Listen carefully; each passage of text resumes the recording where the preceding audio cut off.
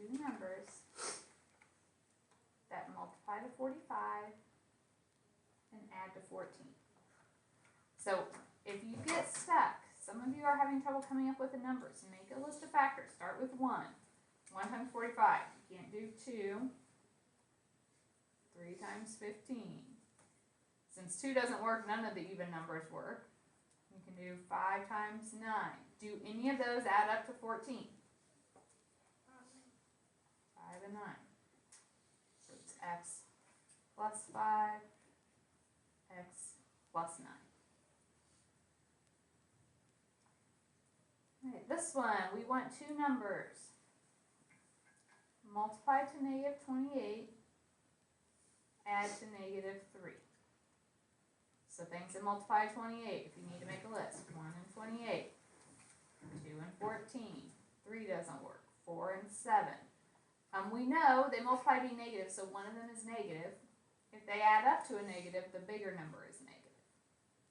Which of those combos add up to negative 3? 4 plus negative 7 is negative 3. 4 times negative 7 is negative 28. So it's n plus 4, n minus 7.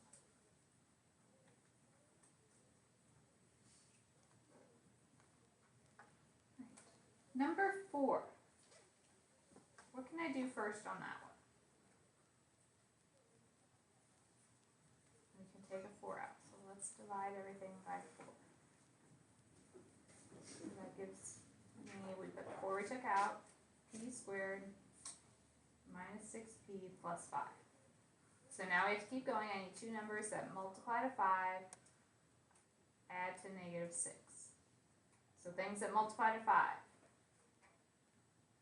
1 and 5 are the only ones. Since they add up to a negative, they both have to be negative. Negative 1 times negative 5 is 5. Negative 1 plus negative 5 is negative 6. So the 4 carries down. P minus 1 and P minus 5.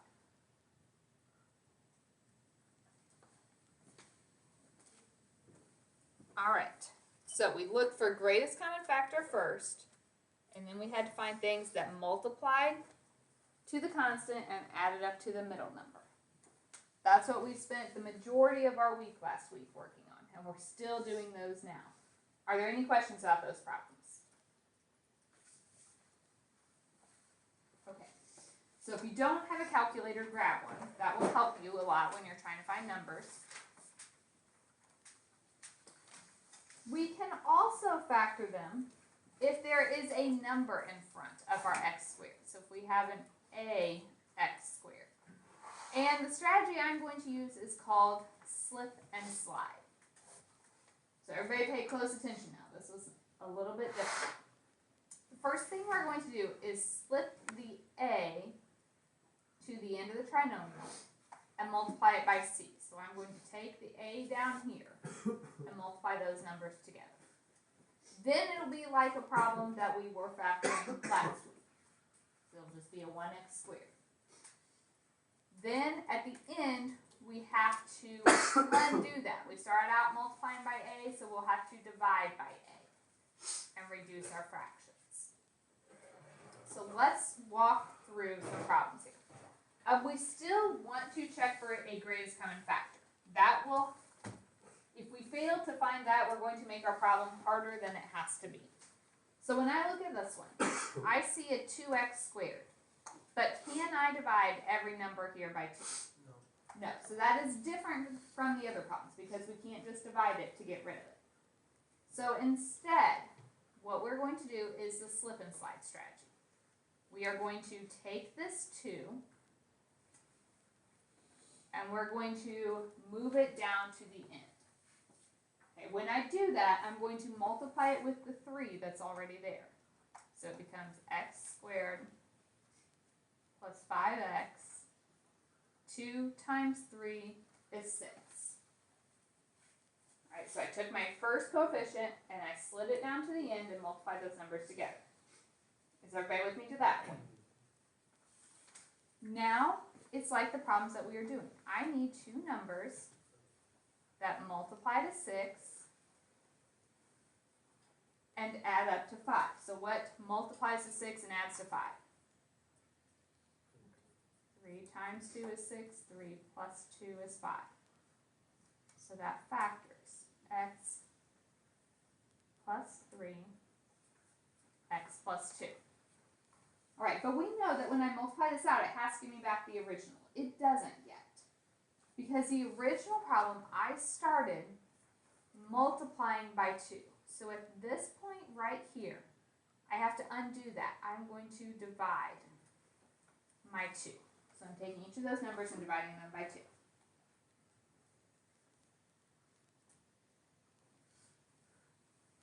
Alright, when we do that, we have to see if they reduce. Does 3 over 2 reduce at all? No. No. So what we're going to do is slide that 2 back in front of the x. So it becomes a 2x plus 3. We don't want fractions at the end. Okay, does 2 over 2 reduce? Yes. That turns into a 1, so that one is just x plus 1, because those reduced. And we know we should be able to check our final answer by multiplying. So if we FOIL this out, we get 2x squared plus 2x plus 3x plus 3. Combine like terms, 2x squared plus 5x plus 3. Is that what the original problem gave us? Yeah, so that's how we know we did it correctly. So that is the slip and slide method. We have to do that when we have a number in front of our squared term and it doesn't just divide away.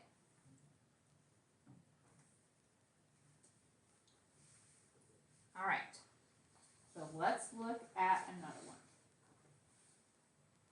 When I start this one, we have a 5m squared. Can I divide everything by 5? If you do 17 divided by 5, it does not work out. So it's not the greatest common factor. So instead, we're going to slip and slide. So I'm going to take this 5 and slide it down with my 6. So it's m squared minus 17m. 5 times 6 is 30. So when you slide it down, you're multiplying. So now I'm looking for two numbers that multiply to 30, add to negative 17. 2 times 15 is 30. 2 plus 15 is 17. So what would I have to do to both those numbers?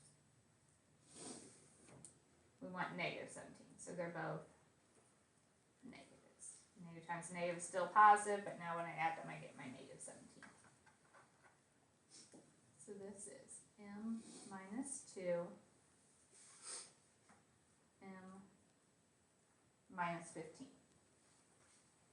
Now, I started out multiplying my 5. So what do we have to do here?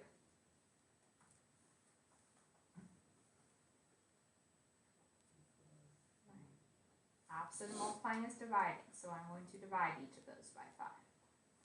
2 over 5, that does not reduce. So the 5 is going to slide back in front. So we get 5m minus 2. This one, 15 divided by 5 is 3. So that's just m minus 3.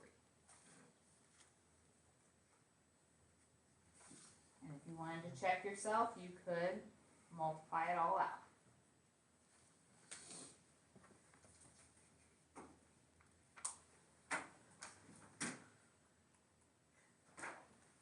It's a little bit different. We have two extra steps. We have to multiply at the beginning and divide at the end. What questions do we have so far?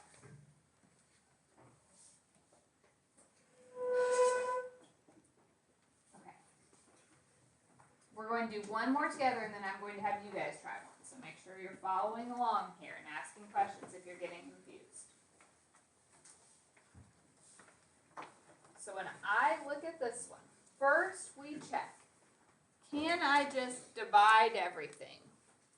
Do we have a greatest common factor? No. I can't divide by 6. 6 can be divided by 2 and 3, but the other numbers can't. So if there's no greatest common factor, we're going to do slip and slide. So I'm going to slide my 6 down. So 4 times 6 is 24. So what I need, two numbers that multiply to negative 24 and add up to negative 5. If you need to, make a list. 24, you can do 1 times 24, 2 times 12, 3 times 8, 4 times 6. If it's a negative, one of them's negative. Since they add to a negative, the bigger number is negative. Which of those add up to negative 5? 3 times negative 8 is negative 24. 3 plus negative 8 is negative 5. We get y plus 3, y minus 8. What did we do first, though? We started our problem multiplying by 6, so now we have to divide the 6. Okay, what does 3 over 6 reduce to?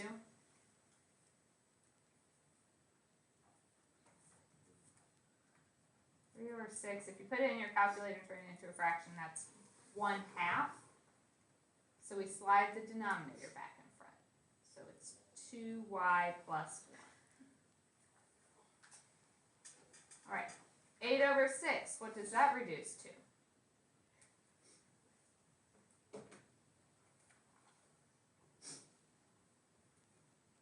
Put it in your calculator. I'm not going to give you all the answers. You guys can do something. What's 8 over 6 turn into?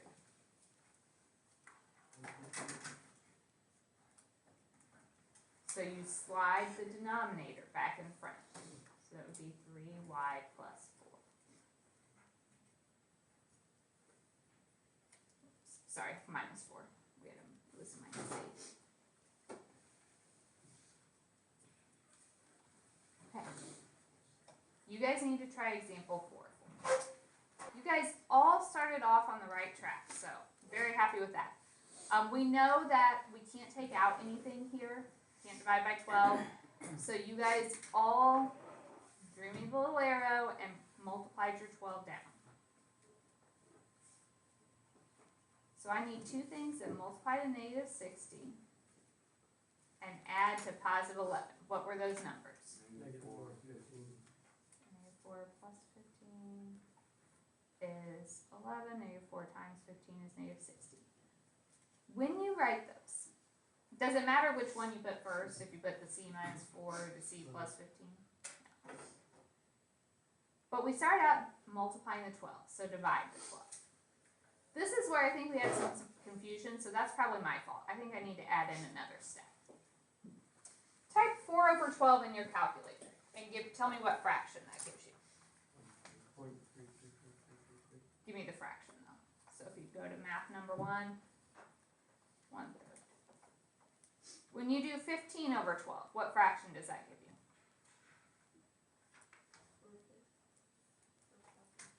5/4. Okay, your final answer, we don't want fractions. So all we're going to do is take the denominator and slide it back in front of your variable. So then that would make it a 3c, and we just leave the numerator, so minus 1. This one becomes a 4c, we leave the top of the fraction, plus 5. Does it help if I write this step when I reduce the fractions a little bit? Okay, I should have been doing that the whole time, I'm sorry. Let's try another one.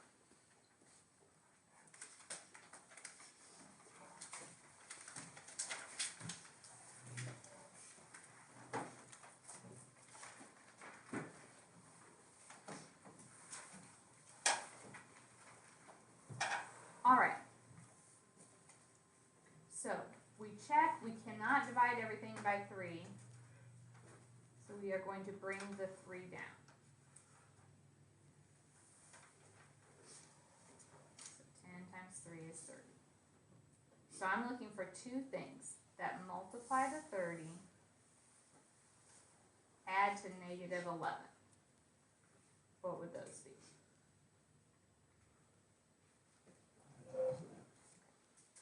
Negative 5 times negative 6 is 30. 5 plus negative 6 is 11. So it factors into x minus 5, x minus 6. But we're not done. The first thing we did was multiply the 3, so now I have to come back and divide the 3. So if it helps you write this step, 5/3, does that reduce at all? No. 6 divided by 3 is 2. So to finish it, we don't want fractions. So if you have a fraction, that denominator slides back in front. So that gives me 3x minus 5. X minus 2 doesn't have a fraction, so that one just stays. 3x minus 5, x minus 2.